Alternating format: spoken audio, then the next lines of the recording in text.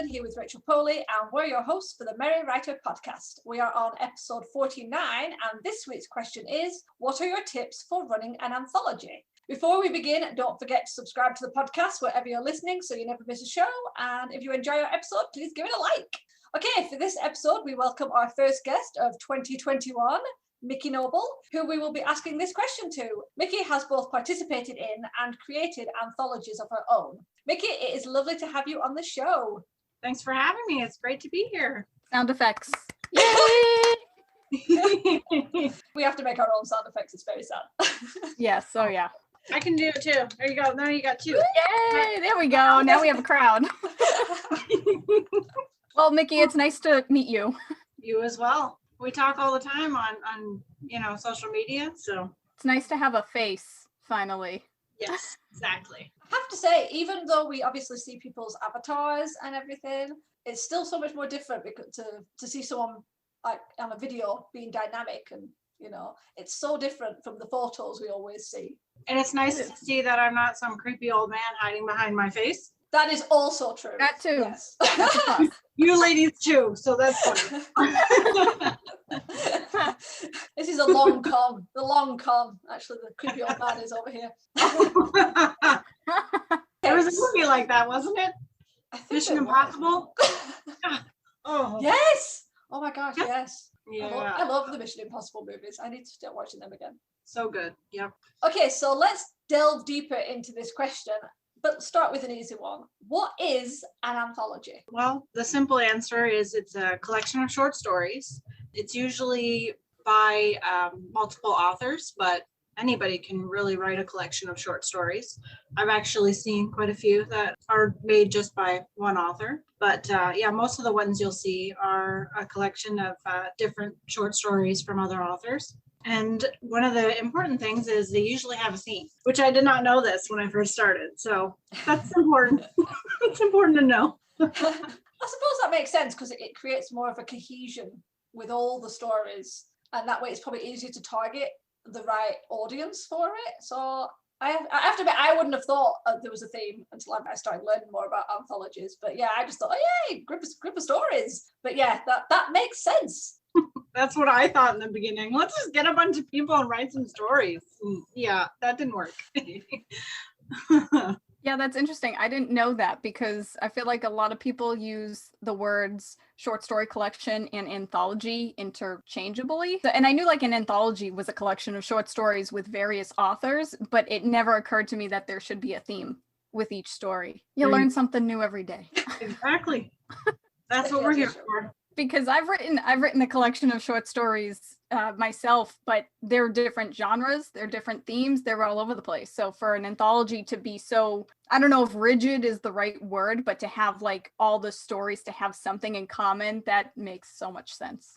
Yeah, like Ari said, it's a little bit easier to let the reader know where, what they're going to be reading, right? So it kind of brings everything together, like cohesion, whoever just said that. That's a good word. I like that one. Yeah. Cohesively. So, Rachel, you have to write a story for the anthology. I know, you know what? Because I saw your submissions for the book that came out yesterday. And I thought about submitting, but I couldn't. I was just fresh out of ideas. And then at that point, maybe if you next feel time. like submitting next time, just send me a message and okay. I will do so. I'll help you. All right, sounds good. I'm always up for helping people if they have ideas and they want to submit. I always say just message me, usually on Twitter or whatever, and even you can even message me through my website, mikkinoble.com. And there's a way you can contact me. You can just send me a question there. Good to know.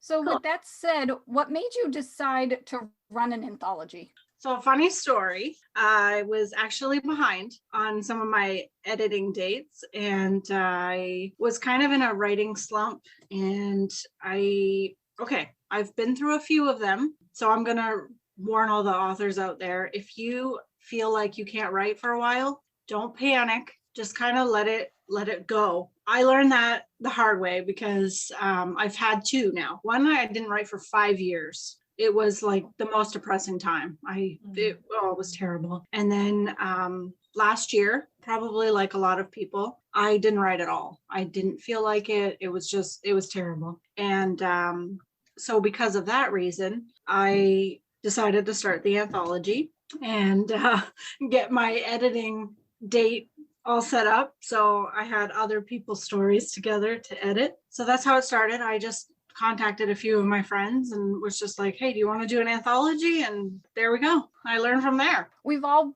gotten in those writing slumps before. And I mean, like you, I haven't really written in like the past couple of years. I write during the NaNoWriMo months, and that's about it. And I'm one of those people that jumps from project to project. If one project isn't working out or I feel stuck, then I go to another one. So to put together an anthology and to see what other people are writing, that's kind of motivating to see what other people are doing. And then you can be like, oh, hey, I'm working towards something. I'm collaborating with people and I'm learning new ways to write and even to edit. I think that's awesome. Oh, that's so wonderful. Okay, that's great. Woohoo! I love to help motivate because it's. I mean, as you ladies would know, and a lot of authors would know, we always struggle with self-worth, self-pity. Oh, self-pity is evil. Yeah, it's like destroys writing motivation and just it's good to help motivate. Like we've got to stick together. Us writers. Definitely. Yes, absolutely. I think that says it all though, because like as you said, you had this slump, and then running an anthology is so much more different. Like short story, especially if you're not a short story writer, doing an anthology, going out of your comfort zone to do short stories, and then having someone tell you a theme which kind of takes some of the pressure away from thinking about something you have to do yourself and something more complicated. So you've got something a bit more compact, and you've got someone saying this is the theme. So it's like, oh yeah, that makes more sense. And I don't know, I think that's always helpful, trying something new and having the idea of saying, well, we'll do an anthology, and opening up this opportunity, not just for you doing something different, but to help other people and to get inspiration from other people and to inspire them. And yeah, I think it's such a different thing, because I had heard about anthologies from like years ago, but I'd never really thought about it, and I'd never read any anthologies. So the idea writing an anthology seems so weird, because 2 years ago I didn't even think about them. It wasn't even something I was like, oh yeah, I read anthologies all the time, I'm really into short stories. It's like, I wasn't. That's what you did. You were so inspiring to get people to step into something different. So I think it's an interesting reason for why you ran it, and I think it's brilliant, and I think it's had a lot of ripple effects. Thanks. And you know what? I think that's the reason why I kept it going, is a lot of people actually said that same thing that what you said. Just like, you don't think of it, but it is a motivating thing. And my favorite part of running the anthology from the first year was, I think we had 3 or 4 people that had not been published yet. So that was actually their first time being published. You know, in this day and age, it's hard to get published unless you've already been published. So this is an easier way to get people in our community published. They can actually say they have been published, and you know, they don't have to fight tooth and nail to get into the anthology. I try to keep everybody in it if I can. And yeah, it was so motivating for myself as well, that I could just help people in the community. That was the one big thing why I kept doing it. That's awesome. Thank you. I think that's a big thing though. Writers should be a community. I know I bleat on about this a lot in my blog and on the podcast, but we're not competitors. We're a community, and we should support each other. And the idea that you went out of your way to support writers, new writers, and gave them a place to share their work, to sort of put their foot in the water, test out, I think that's brilliant. Yeah. So leading on, this is a great segue. How do you go about finding writers to join an anthology? Well, the very first year, as I said, I just contacted people I knew on Twitter. I think there was a few. Actually, I'm on Twitter, Instagram, and Facebook. So the people that I spoke to most, I asked them if they wanted to be in it, because it was my first time. I didn't know I didn't even know what an anthology really was until I started running it. So I will admit that it was a very big learning experience. It's not for the faint of heart. but it was like we've already discussed, it was worth it. Yeah, so I just basically contacted everyone I knew. And second year, I had a submission call. I shared it Facebook, Twitter. I don't know if I shared it on Instagram. Bad me. Sudden realization. Whoops. But it's on my website. And then after every anthology, I write it in the back of the book, and it says, you know, the theme will be announced in June and you can follow us. And so the anthology that was published yesterday, in the very back, it will give you instructions on how to submit for the following anthology.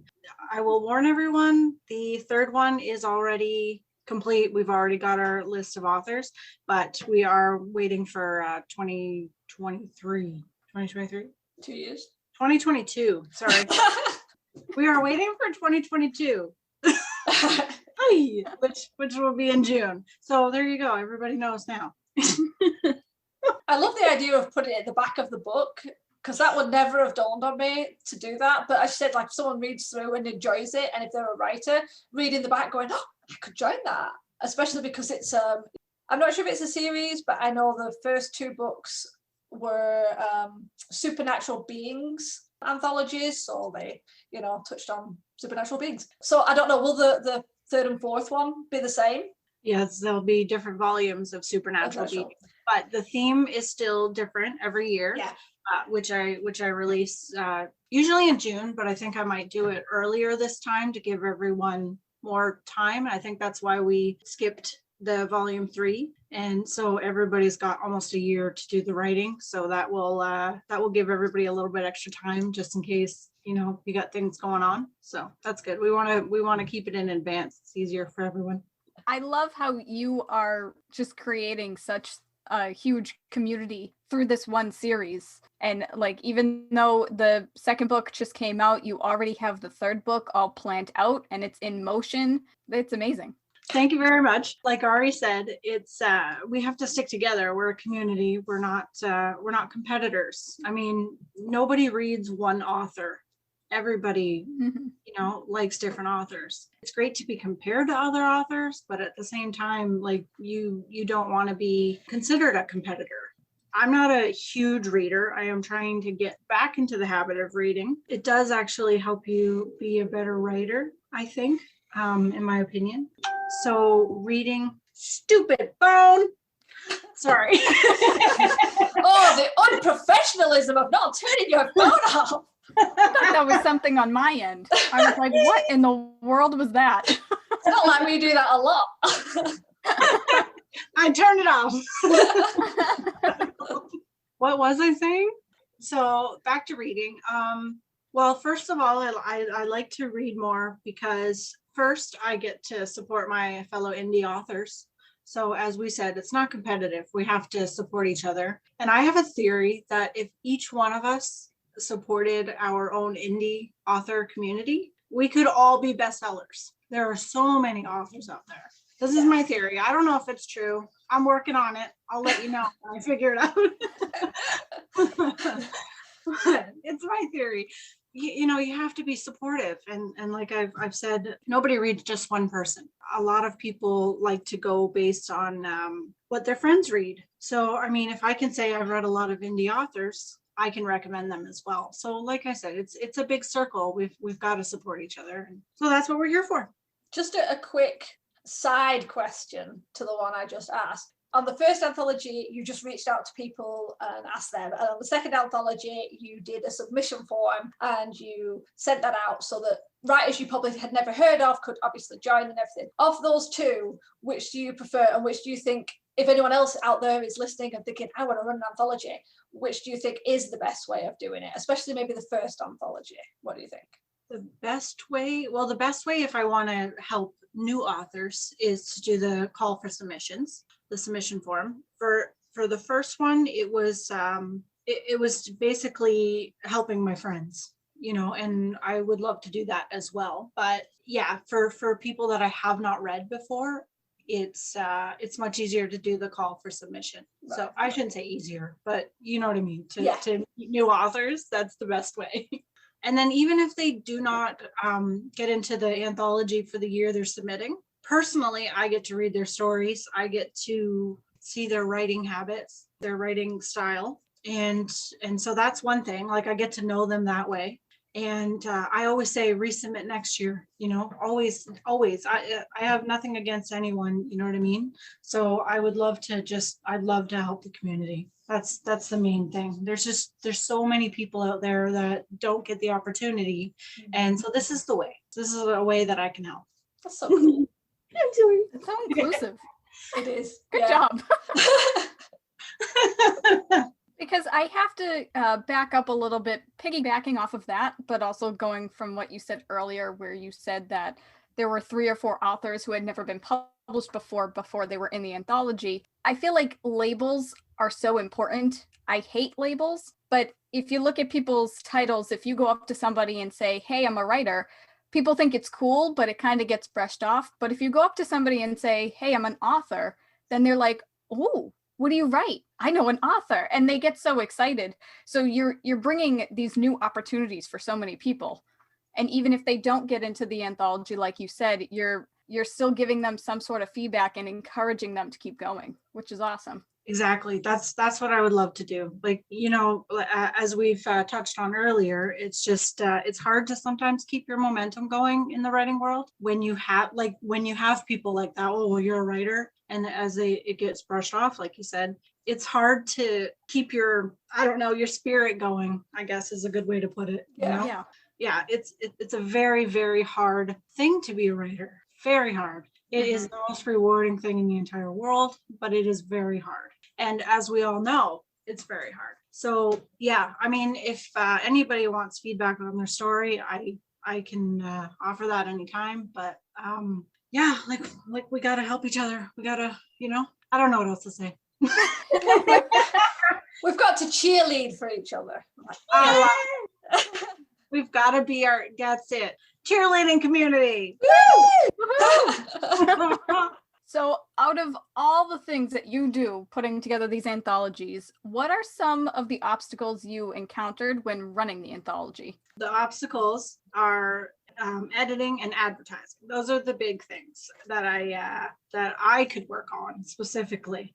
But editing was very hard to find an editor. We have had a couple different ones. So what I'm going to be doing for the following anthology is having everyone get their own stories edited. It's just so much easier rounding up all the stories and getting them edited and then sending them back. And, I'm deleting the middle woman, which is me, and everybody can have their own stories edited.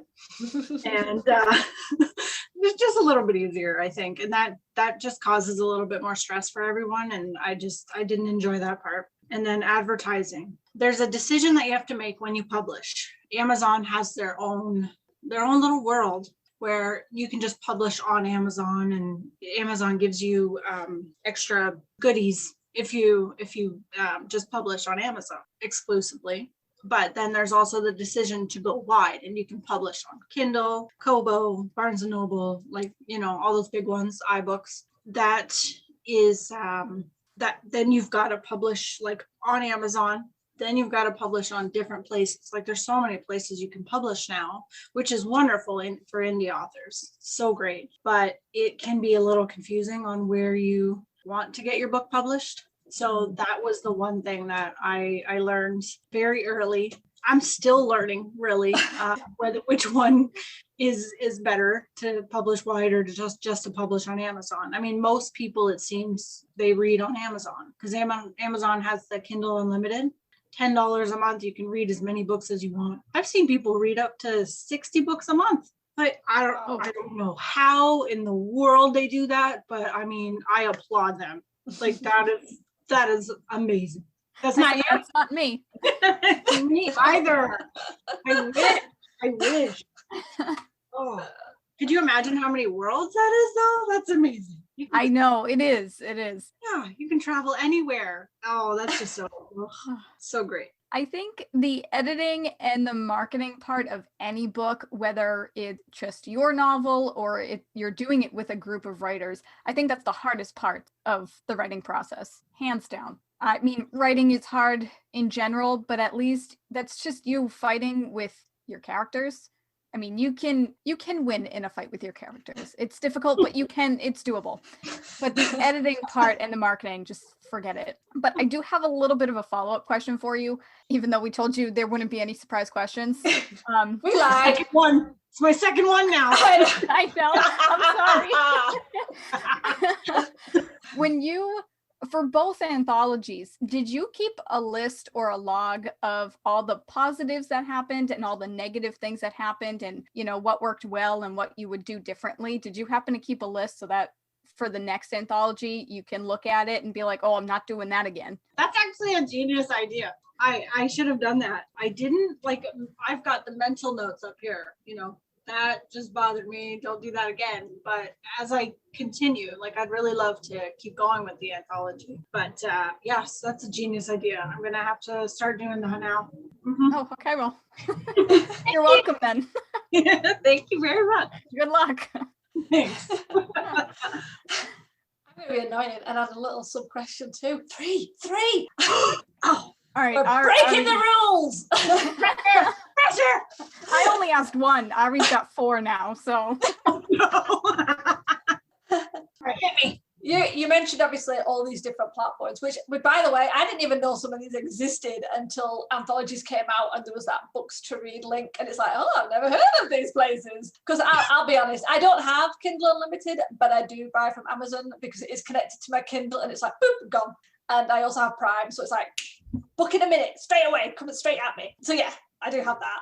But when you've got all these platforms, are they at least mostly similar, or is it like a massive learning curve on every single one of them because they're all different, like how they process the uploads and whatnot? The easiest way to explain it is you can publish through Amazon, and Amazon publishes on Amazon. But then there is other ones. The only one I can think of right now is Draft to Digital. That's another big one.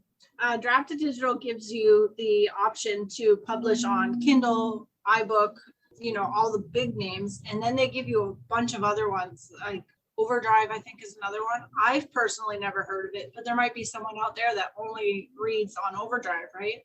One of my personal favorites would be Draft to Digital. I think Smashwords as well has another one. That's another one that you can publish on that has different links to other distributors. So they're also another one. But Amazon is just, they love Amazon. And it's easier because it's just one place that you have to worry about when you publish. So you didn't ask this question, but my suggestion would be publishing on Amazon in the beginning might be an easy step into the world, but it is a mass market on Amazon. Yeah. So it's the easiest one to publish onto, but it is also the hardest one, I think, to break into as an author. It's kind of a, it's kind of, you have to choose either way, but Draft to Digital is probably another one that's pretty simple to upload in that. So yeah.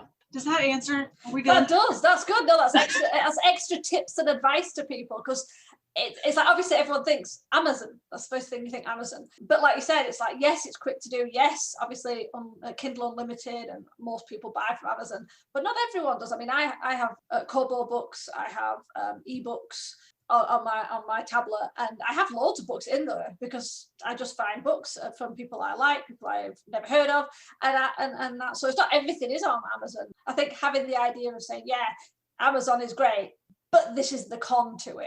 Yeah, it takes a lot to break into, blah, blah, blah. I think that's good advice. Good advice. Thank you. Yes. Which helps me segue into our last question. Maybe because we might add a sub-question. We don't know. Okay. Poor Mikki.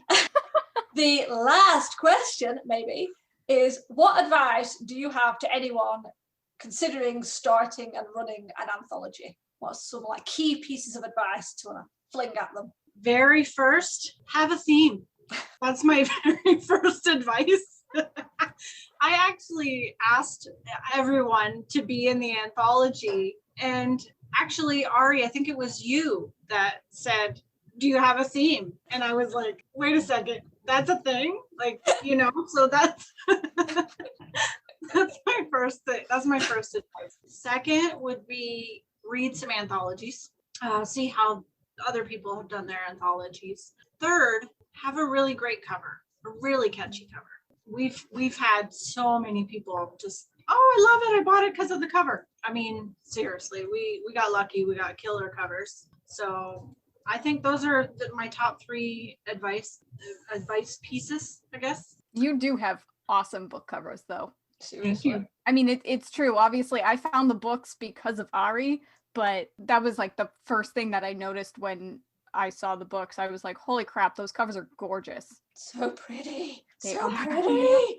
Right? Fran at Merry Book Round. I'm telling you, that girl. Whew. I actually told her, like, from the beginning, when I saw the first one, I was like, if this keeps going, you're doing the whole series. It's yours, you know? And she was like, all right, I'm here. Like, and I just told her, I said, here's the title, because it's a typography cover. She said it's easier to have the title first, right? You don't want to have to change it after. And so I gave her the title and I said, have fun, do whatever you want. And that's what she came up with both times. Like, wow. Yeah, the gold in the first one and the snakes in the second one. It was beautiful. I mean, I couldn't have even asked her to do anything better. Just, yeah. That's another piece of advice. When you get a cover from any designer, tell them what your story is about and let them do their thing. I cannot express that enough. I've got custom covers that I had designed that I told them what to do, and I regret it immediately. Like, you don't tell them what to do. They know what they're doing. They study the market. They study other designers. They study what's popular. They know what they're doing. Just let them do their thing, and trust me, it will work out beautifully. Seriously. Okay. I can understand that. Yeah, because if you think about it, the image you have in your head thinking, I've got this great idea for a book cover, and then you tell them and you're hoping they're going to pull it out of your head and stick it on a book cover, and it's like, no, and it might still look great, but if you go in with this really clear image and they don't manage to get it exactly like that, there might be this kind of like, but yeah, as you said, like, you know, let them run free with their ideas. That's it. My very first novel that I published was Piggybacker. Shameless plug. Just kidding. She's getting them in there early. Blow it out. No, I had to bring this up. So my very first book that I published was Piggybacker, and it was a custom cover that I got from More Books, they're called. And I asked them, I had the image in my head, like you said, and I sent them the image, and they did a beautiful job. It's a gorgeous cover, but it wasn't quite what I expected it to be. And not that it wasn't gorgeous, it's perfect, but what was in my head was wrong. Okay. It was wrong. When I did the second and third one, I just said, this is what happens in the story. Go and have fun. And the second and third one turned out so much better because I just let them do what they wanted, you know? So I think, yeah, that's my biggest piece of advice. That's their job, is to look at the market, every different genre. There's so many genres out there. That's their job. It's not our job as writers to do it. And so when you put your baby into their hands and you know, get the visual out of it, you've got to let them do their job. You got to trust them. And those are the best covers that I've ever had. I mean, I just got a new one from another designer that's coming out this Halloween, actually. I give you the title, but it doesn't have a title. Well, I had an old title and it just didn't work because Casper is a ghost. And so I can't use Casper the ghost. So it doesn't have a title. But anyway, it comes out this Halloween.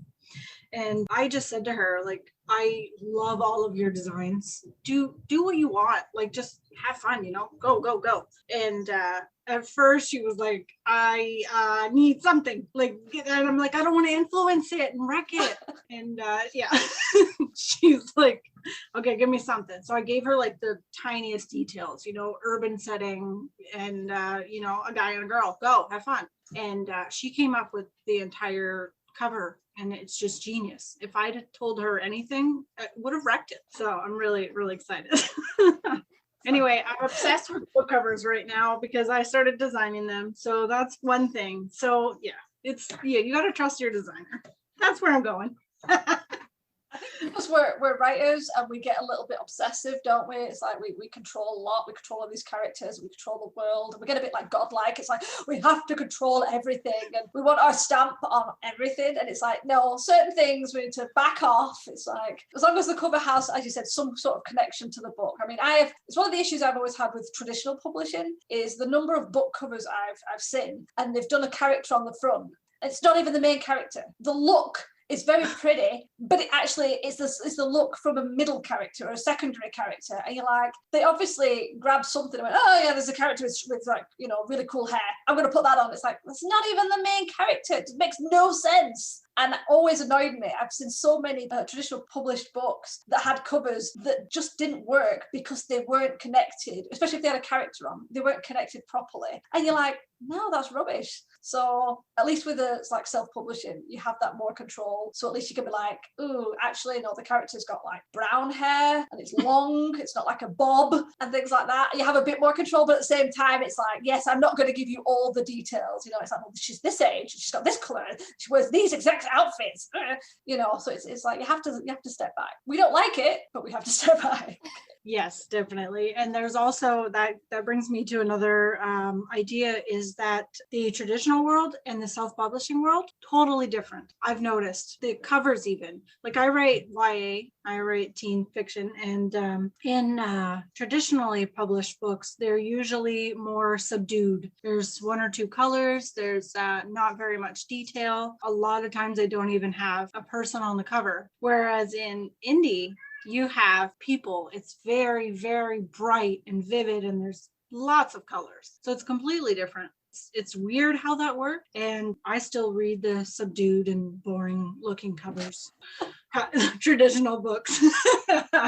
But like it is different. And that's one thing that you have to realize when you're writing and publishing is you have to market towards indie when you're indie, and you know, let the traditional people do their lovely thing. Sorry, I went into book covers a lot. No. Hey, that thing is, it's so weird. We've talked to people before, and we've talked to people who are like, yeah, we're going to publish. And I've seen people who've just like, you know, made covers from like Microsoft Paint, and you're like, oh yeah. So I think it's always worth reminding people that book covers are important. And yes, sometimes you have to pay more money than you might want to, but it's worth it. You know, rather than skimping. Absolutely. Yeah. And that's a one thing that I've noticed. People are getting better, but I have noticed quite a few not so beautiful, wonderful covers, but the story is amazing. Like, I feel like a lot of people would have more people reading their books if they had a cover that went towards their genre and things like that. Like, these are the things that you have to research when you're self-publishing. It sucks, like you said, it costs more sometimes, but it is important. So that's the one thing. Yeah. I mean, a book cover is the first thing that people see, and people do judge a book by their cover. Oh yeah. Okay.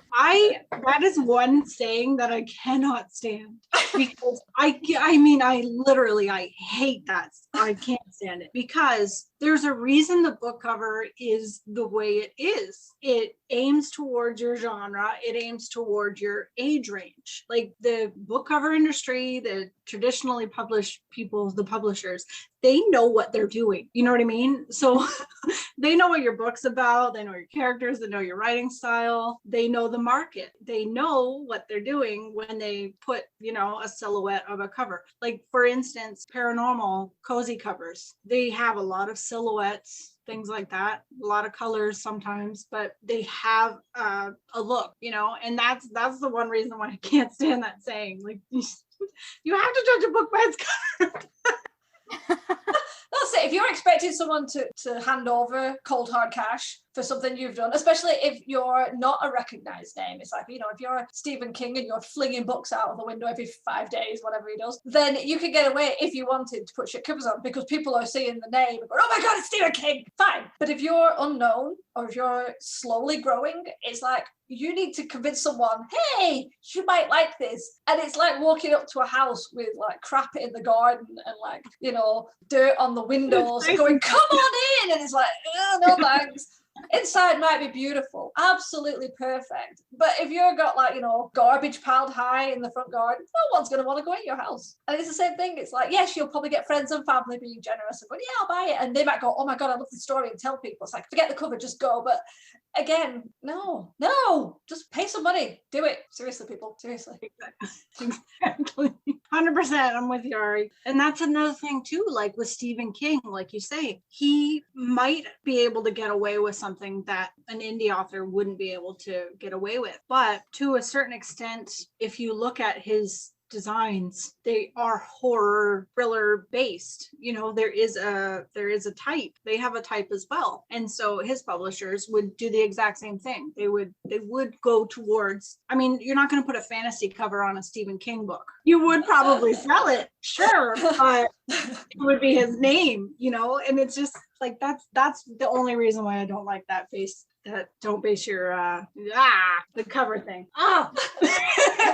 Don't judge a book by its cover. That one. Oh, yeah. Can't stand it.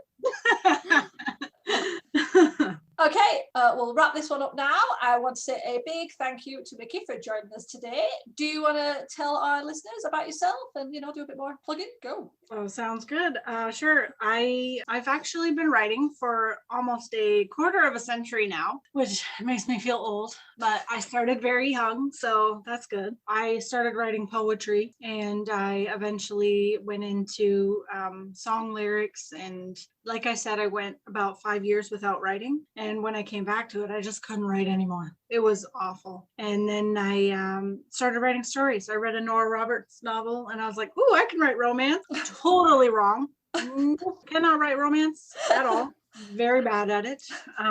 But yeah, everything is a learning curve. I think everything in life, it's there to teach you. And so, like I said, I've been writing for 25 years in some way or another, but in some form or another. So I figure as long as you're learning, that's the thing. Fun facts about me. I'm accident prone. I'm a vegetarian. I have 6 cats. I inherited 2 when my father passed away. So, it sounds like a lot, but you got to do it. And I have an amazing little black rabbit named Banana. And I have a guinea pig named Zipper because she loves to run. As I've said, I write YA novels, teen fiction. Fantasy is my favorite. So we've mentioned Piggybacker. Also a favorite of mine, I have to say. I'm biased. It's about a girl who can bring a boy back to life. Very fun. Lots of magic, fun stuff. So pick up a copy if you like.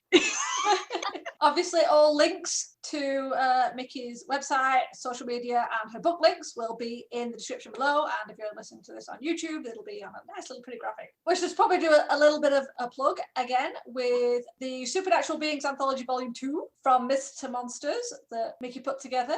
Features 11 stories by 11 different authors and is out to buy now. It came out yesterday. Woo woo! Yay! Woo! So if you haven't already, go grab yourself a copy of this awesome collection of stories. You can get it from Amazon, Kobo, Smashwords, Apple Books, Barnes & Noble, Indigo, and lots of other places that I can't remember. But again, they'll be in the description below. Okay, as always, we hope you enjoyed this episode. Do let us know if you have participated in an anthology, if you are running or want to run an anthology, put it in the comments or on Twitter using the hashtag The Merry Writer Podcast. If you want to get some extra content, head over to our Patreon page at patreon.com/The Merry Writer Podcast. You can support our show for as little as $1 a month and get yourself a lot of cool bonus content. Tune in next week for another episode of The Merry Writer Podcast where we ask all the right questions. Thanks for listening. Bye. Bye. Bye. This podcast is brought to you by Scraps of Paper. We have notes everywhere. The music titled Inspired is by Kevin MacLeod, licensed under Creative Commons 4.0.